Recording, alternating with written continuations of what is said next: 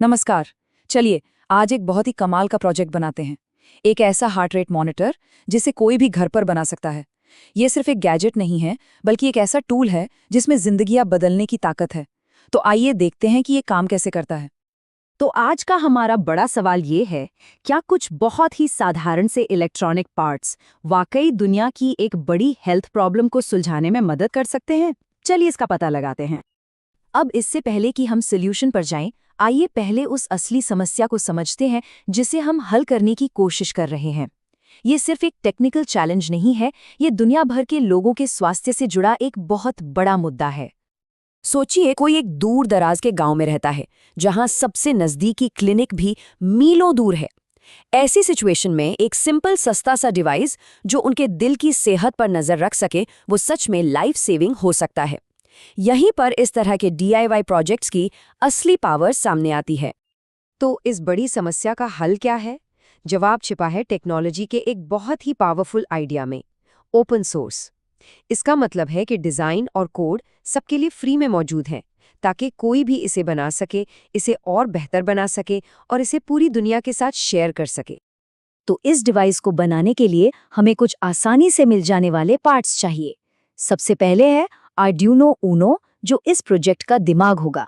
फिर आता है एक पल्स सेंसर जो हमारी धड़कन को महसूस करेगा, और एक LCD स्क्रीन जो हमें रिजल्ट्स दिखाएगी। और आखिर में एक बजर और LED जो कुछ गड़बड़ होने पर हमें अलर्ट करेंगे। चलिए अब आते हैं इस विश्लेषण के सबसे दिलचस्प हिस्से पर।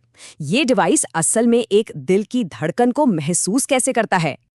इसकी टेक्नोलॉजी ना बहुत सिंपल लेकिन उतनी ही शानदार है। सोचिए कि सेंसर उंगली के आर पार एक छोटी टॉर्च की तरह रोशनी डाल रहा है। अब हर बार जब दिल धड़कता है तो उंगली में खून की मात्रा थोड़ी बदल जाती है, जिससे दूसरी तरफ से निकलने वाली रोशनी की मात्रा भी बदलती है। एक दूसरा सेंसर इसी छोटे से बदलाव को पकड़ लेता है और उसे एक इलेक्ट्रिकल सिग्नल में बदल देता है। अच्छा, तो सिग्नल तो मिल गया, पर उससे हर एक धड़कन का पता कैसे लगाया जाता है? यहीं पर काम आता है पीक डिटेक्शन। ये बस उस सिग्नल में सबसे ऊंचे पॉइंट को ढूंढने का एक तरीका है। हर ऊंचा पॉइंट यानी हर पीक एक दिल की धड़कन के बराबर होता है।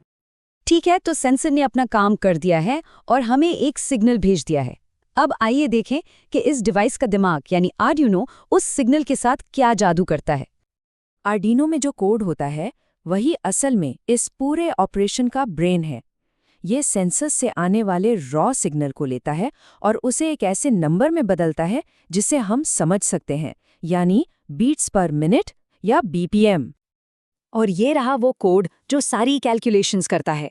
ये बस दो धड़कनों के बीच के समय को मापता है और फिर इस सिंपल से फॉर्मूले का इस्तेमाल करके ये पता लगाता है कि 1 मिनट में कितनी धड़कनें होंगी। यहाँ जो 60,000 है वो 1 मिनट में मिली सेकेंड्स की संख्या है। सिंपल है ना? कोड में एक थ्रेशोल्ड वैल्यू भी होती है। इसको ना एक गेट कीपर की तरह समझ सकते हैं। ये आर्डिनो को बताता है कि सिग्नल को कब एक असली दिल की धड़कन मानना है और कब उसे इग्नोर करना है। इससे गलत रीडिंग आने के चांस बहुत कम हो जाते हैं। डिवाइस ने दिल की धड़कन को माप लिया है। अब अगला कदम है इस डेटा को समझना और इसे हमारे लिए यूजफुल बनाना। तो डिवाइस हमें एक नंबर देता है, पर उस नंबर का मतलब क्या है? जैसा कि इस टेबल में देख सकते हैं, एक नॉर्मल एडल्ट के लिए रेस्ट करते समय 60 से 100 बीट्स पर मिनट को हेल्दी माना जाता है। अगर कोई एथलीट है तो उसकी रेस्टिंग हार्ट रेट 40 तक भी हो सकती है। ये जानना जरूरी है ताकि हम समझ सकें कि डिवाइस हमें क्या बता रहा है। और यहीं पर यह डिवाइस सच में कमाल का साबित होता है। ये सिर्फ एक नंबर नहीं दिखाता, ये उस पर एक्शन भी लेता है। अगर हार्ट रेट नॉर्मल रेंज में है, जैसे 75, तो सब कुछ शांत रहता है। लेकिन अगर ये एक तय सीमा से ऊपर या नीचे जाती है, मान लीजिए 110 से ऊपर, तो ये तुरंत एक बजर और एक चमकती हुई LED को चालू कर देता है। ये एक तरह से इनबिल्ट सेफ्टी फीचर है। आखिर में आइए इस छोटे से DIY प्रोजेक्ट को फिर से बड़ी पिक्चर से जोड़ते हैं और देखते हैं कि कैसे ये टेक्नोलॉजी एक बेहतर दुनिया बनाने में मदद कर सकती है। तो ये सिर्फ एक मज़ेदार DIY प्रोजेक्ट से कहीं ज़्यादा है। ये सीधे तौर पर यूनाइटेड नेशंस के सस्टेनेबल डेवलपमेंट गोल्स में से एक को सपोर्ट करता है, अच्छी हेल्थ और वेलबींग। ये हेल्थ केयर को उन लोगों के करीब लाता है जिन्हें इसकी सबसे ज्यादा जरूरत है, खर्च कम करता है और लोगों को उनकी हेल्थ के बारे में और ज्यादा जागरूक होने में मदद करता है।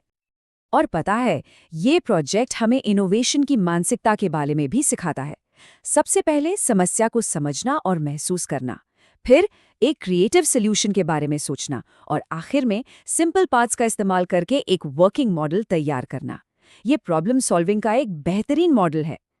तो इस पूरे विश्लेषण के आखिर में एक सवाल सोचना तो बनता है, मुट्ठी भर पार्ट्स और एक बड़े आइडिया के साथ हमारे आसपास की कौन सी रोजमर्रा की समस्या हल की जा सकती है। संभावनाएं सचमुच में अनंत है।